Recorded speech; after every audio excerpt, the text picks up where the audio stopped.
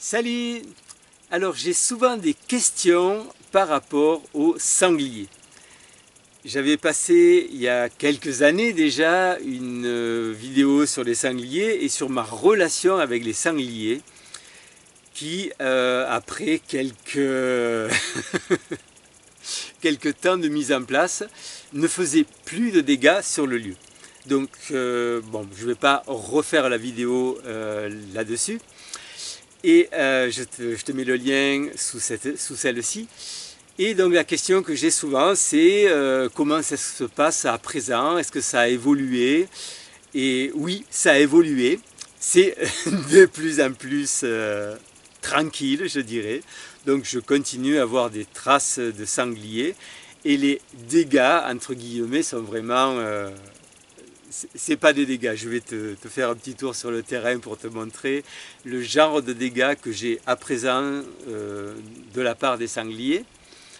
Et alors, il y a quelque chose de particulier, c'est que j'avais remarqué qu'il y avait souvent un lien entre les personnes qui étaient là, sur le lieu, à Flores de Vida, et les dégâts occasionnés par les sangliers. Et chaque fois qu'il y avait des dégâts, enfin des vrais dégâts, hein, des arbres déracinés ou du chamboulement au potager, c'était lié à une présence de certaines personnes, d'une personne. Et souvent, quand la personne partait, alors ce n'était pas toujours la même, hein, mais quand la personne partait, les dégâts, les problèmes s'arrêtaient. Alors peut-être ça peut paraître du délire, hein, mais bon, je te laisse juge, en leur demandant que même s'il y avait des personnes qui ne leur plaisaient pas sur le lieu, qu'ils ne fassent pas du bazar, qu'ils se débrouillent pour me communiquer la chose d'une manière différente. Alors, ça a l'air de fonctionner. Alors, j'ai pas toujours une info particulière, toujours est-il qu'il n'y a plus de dégâts sur le lieu. Et pourtant, il continue à passer du monde, hein. Il y a régulièrement des gens qui passent une semaine, 2 semaines, un mois ici, des nouvelles personnes.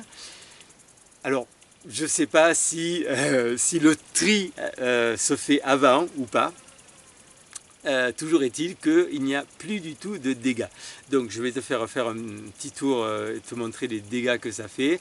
Je vois des traces pratiquement quotidiennement des sangliers, surtout en hiver, où je vois les traces de pas qui passent au potager. Ils ne touchent jamais le potager, ils ne touchent pas les petits arbres, ils ne font aucun dégât.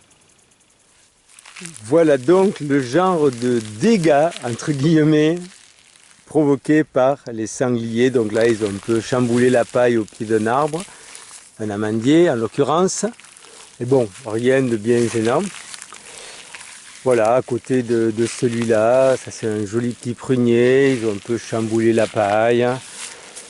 Ils vont chercher, je pense, des vers ou des choses en dessous, là aussi un petit peu. Mais vraiment, c'est pas un problème. Et en plus, c'est pas tous les jours.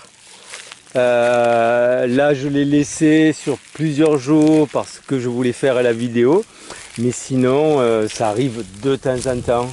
Alors, il m'est difficile de donner vraiment une périodicité, mais je dirais, j'ai des trucs comme ça, peut-être 2 ou 3 fois par mois.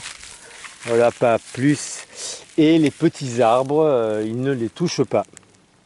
Juste à côté des arbres que je viens de montrer, il y a un petit figuier, donc là ils n'ont absolument rien touché. Ici j'ai un asie minier aussi, donc protégé par leur petit chapeau de, de cagette vitale, voilà, un petit asie minier. Et donc là pas de problème, pas de souci, aucun dégât. Là nous avons une petite trace de sanglier qui reste de la dernière pluie où le sol était mouillé, parce qu'en ce moment ça ne marque pas.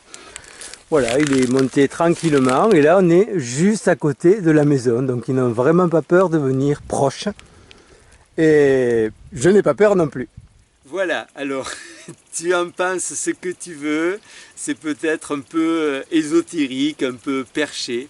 Le fait est qu'il y a des sangliers sur le terrain qui passent régulièrement et qui ne font aucun problème à part les petits mouvements de paille que je t'ai montré. Voilà. Si tu as des questions, des commentaires, des expériences, n'hésite pas à les mettre dans les commentaires. N'hésite pas à liker, à partager, ça peut intéresser beaucoup de monde. Et voilà. Et donc je remercie quotidiennement les sangliers pour leur présence amicale et pour leur sympathie. Ils sont vraiment super sympas. À bientôt!